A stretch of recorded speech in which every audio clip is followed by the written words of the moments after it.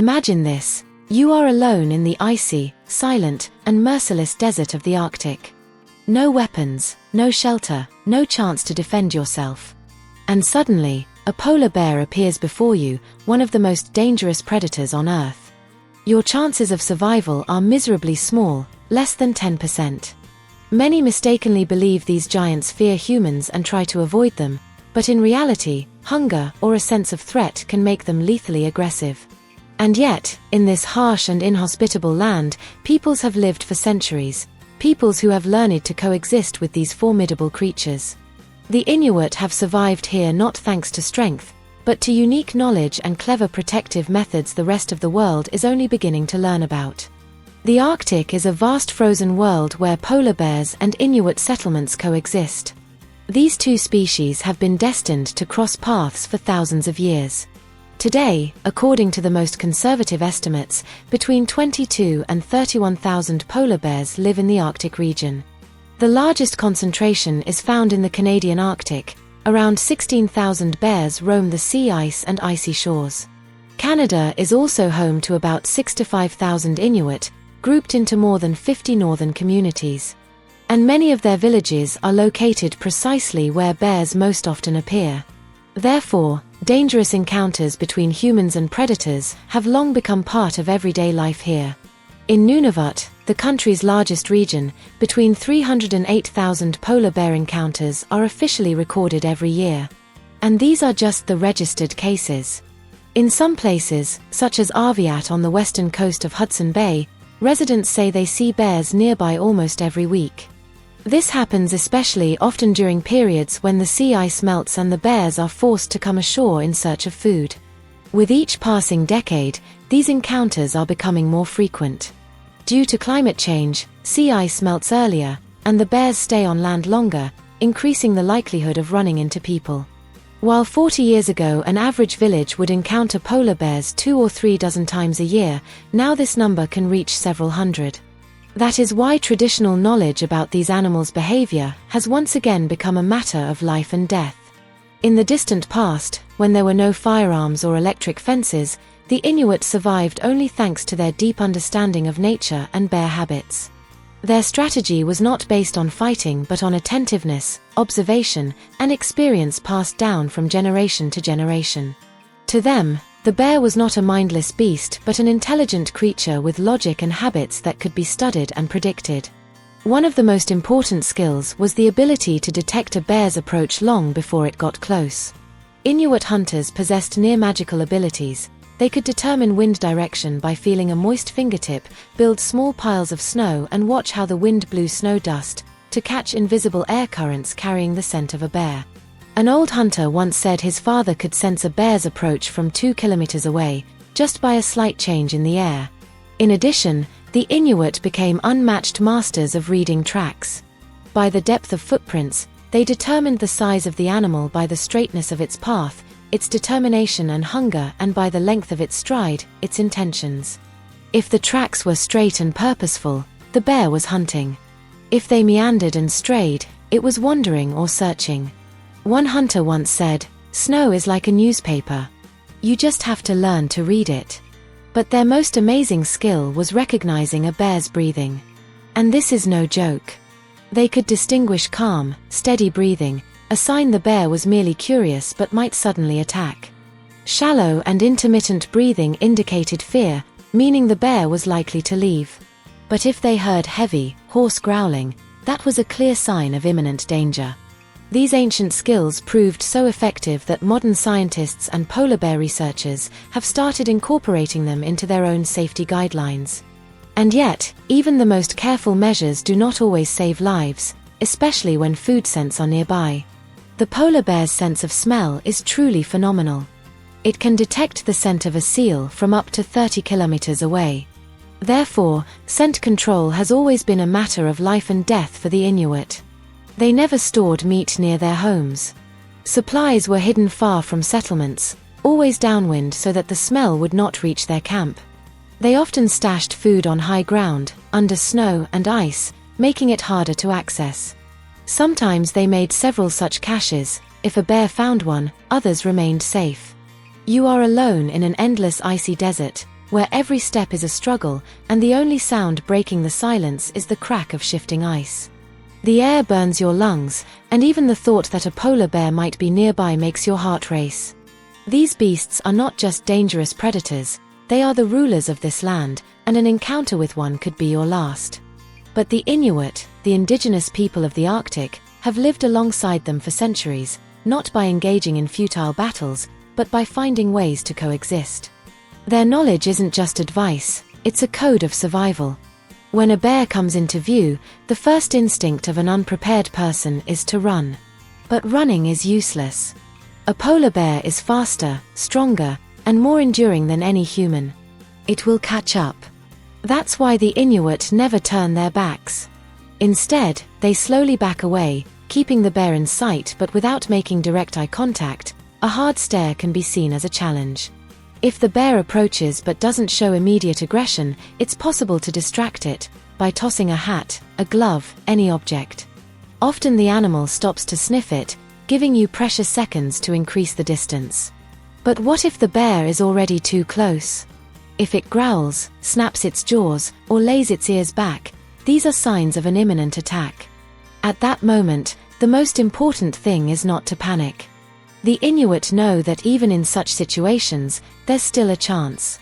If there's ice, rocks, or any narrow space nearby where the bear can't fit, head there. These animals are powerful but not agile, and if you wedge yourself into a crevice, they might lose interest. If there's no shelter and the bear charges, the last chance is to strike its nose or eyes, the most sensitive areas. The Inuit used harpoons, knives, or even sticks, not to kill, but to force the bear to retreat. But the most important lesson is this: don't let it get to that point. The best defense is to avoid encounters altogether. The Inuit always paid attention to the wind, making sure their scent wouldn't carry to the bear. They never stored food near their homes, and if they had to leave meat behind, they hid it far away, sometimes burying it in snow. They could read tracks. If the paw prints were deep and the stride steady, the bear was hungry and on the hunt. If the tracks meandered, it was likely just wandering. Today, the northern peoples have rifles, flares, and electric fences, but they still rarely kill bears. Because they know, these aren't monsters, but a part of their world. And even in the most dangerous moments, there's a chance to survive, as long as you remember that in the Arctic, you can be neither a victim nor a conqueror. You can only survive as a guest, one who knows the rules. But how do those survive who risk coming face to face every day with a predator that is stronger, faster, and more dangerous than any other on the continent? How do the Inuit manage to live in such extreme conditions, where winter lasts most of the year, the sun may not rise for weeks, and temperatures drop below -50? The life of the Inuit is a constant struggle not only against cold and hunger, but also against time itself. Each season demands specific skills. In winter, hunting becomes much harder, there are fewer animals, the daylight is short, and everything is bound by frost. In spring begins the active hunting season for marine mammals, seals, walruses, and even whales. It is during this time that the Inuit head out onto the frozen expanses, traveling on sleds pulled by dogs or, more often nowadays, on snowmobiles. For the Inuit, hunting is not just a way to get food. It is a ritual. It is knowledge passed from father to son, from grandfather to grandson. They know how to wait by a hole in the ice for hours without moving, listening to every sound. They know how to strike with a spear so as to hit the target on the first try, not for sport, but because nature may not offer a second chance. They use every part of the animal to the last bit. The meat is for food, the fat for lamps, the hides for clothing. Nothing is thrown away, nothing is wasted. Even bones can become tools, and sinews, thread. In a world without supermarkets, everything has value, and every resource is treated with respect. An Inuit home is not just a place to stay warm. It's a fortress. In winter, the traditional shelter is an igloo, a dome-shaped house made of snow, built with a special technique. Many people think it's cold inside an igloo, but in fact the snow walls retain heat very well. It can be 20 to 30 degrees warmer inside than outside. In summer, the Inuit move into tents or huts built from available materials, often using skins and driftwood brought by the sea. Their food is harsh but nourishing. Often it's raw meat, frozen and sliced thin, to preserve the maximum nutrients. Cooking and boiling are rare. Fuel in the Arctic is a luxury. Seal or whale fat is not only a source of energy but real protection from the cold. It is thanks to such high-calorie food that the Inuit survive in a climate where the average person would freeze within hours. Children learn from a young age what may one day save their lives. Boys are taught how to set snares, shoot a rifle, light a fire in the wind, and not get lost in a blizzard. Girls, how to sew warm clothes, prepare food, and care for younger siblings. Women are the foundation of the community. The warmth and order of the home, and often the health of the whole family, depend on them. But both men and women know how to hunt, and often do so together. Modern technology is slowly making its way into their world.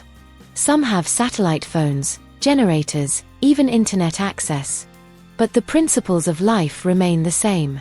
Even if a hunter has a snowmobile, he still knows how to survive if it breaks down. Even if there's a clinic nearby, he knows how to provide first aid in the tundra, where there are no roads or rescuers. Yet the true strength of the Inuit lies not in physical endurance, but in their ability to be a part of nature. Not to fight it, but to adapt. That is the secret to survival. You don't need to be stronger than the bear or colder than the snow. You need to be smarter. They can predict the weather by the direction of the wind, the color of the sky, or the behavior of their dogs. They can sense an approaching blizzard by the sudden silence of birds. They can find their way by the shape of clouds, the position of stars, or the patterns in the ice. Their navigation isn't based on GPS, but on memory, knowledge, and observation. To the Inuit, the Arctic is not an enemy. It is their home. A home full of danger, but also of beauty. It is where they were born, where they grew up, and where they wish to stay. Because despite the cold, despite the polar bears, despite the eternal winter darkness, this place gives them everything they need. The key is knowing how to ask nature, and how to give thanks. But the life of the Inuit is not just about hunting, cold, and the struggle for survival. It is also about strong family bonds, ancient customs, and traditions passed down from generation to generation. In this harsh world, no one can live a day without the support of others. That is why family is so important to the Inuit, not just husband, wife, and children, but the entire clan, the whole community. Children from a very early age grow up alongside adults, taking part in all family affairs. No one here tells a child to go away, don't bother. On the contrary, little ones are taken along on hunts, to workshops, and fishing trips. It is believed that the earlier a child sees how a father makes a harpoon or how a mother sews clothes from reindeer hides, the faster they will learn to survive. Boys are taught to set traps, shoot bows or rifles, throw harpoons, while girls learn to prepare hides, cook food, and sew fur parkas, essential clothing for survival in the Arctic. But upbringing here is not about yelling or punishment. On the contrary, the Inuit believe that a child should never be shamed or humiliated. If a child makes a mistake, adults quietly show how it should be done or tell a story where the hero gets into trouble because of the same error. It is believed that shame weakens a person, while calm guidance makes them strong. Marriage among the Inuit is also part of the communal effort. In the past, a husband could have several wives, not out of greed, but because in harsh conditions extra hands in the household meant better chances of survival. Wives shared responsibilities, raised children together, and helped each other. The husband was responsible for providing food, building the house, and caring for the family. The wife kept the home warm, sewed clothes, and stored meat and fat for the winter. Divorces were almost non-existent, not because they were forbidden, but because breaking the family meant trouble for everyone. A husband without a wife couldn't properly feed himself. After all, he couldn't sew good warm clothes on his own. A wife without a husband would be left without food and protection. That is why disputes were settled quickly, peacefully, through talks or advice from elders. The spiritual life of the Inuit is a separate world, full of legends and ancient beliefs. They believed that everything, humans, animals, stones, and the wind, had a soul, and if one treated that soul badly, it could become offended and bring misfortune. Therefore, after a successful hunt, The Inuit would thank the spirit of the killed animal, speaking words of gratitude, placing a piece of fat or meat in the snow to appease the spirit. It was believed that if a seal was killed without thanking its spirit, the hunt would no longer be successful. Shamans, called Angakkuits, held a special place in their beliefs. These were people who, as they believed, could communicate with spirits, summon the forces of nature, and drive out illnesses. The shaman healed the sick, predicted the weather, and helped find lost hunters. He was both feared and respected, and people turned to him in the toughest situations: if a child was ill for a long time, if fish or animals disappeared, or if disaster struck the village. Celebrations among the Inuit were rare, life was too harsh. But when they managed to catch a large whale or many walruses, they held a true feast. Everyone gathered in one house, roasted meat, told stories, and sang songs. Such evenings were believed to strengthen the community and give people the strength to survive the long winter. Relationships between people here have always been simple and honest. In the Arctic, one cannot pretend or hide ill will. If a person lets another down on a hunt or on the way, it could cost a life.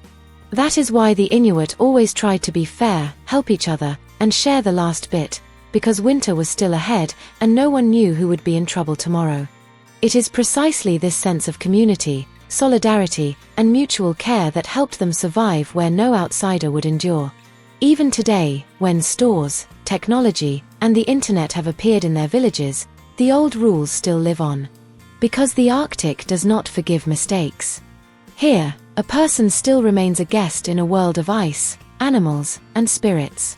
If you enjoyed this journey into the harsh but amazing world of the Inuit, be sure to like this video, it means a lot to us.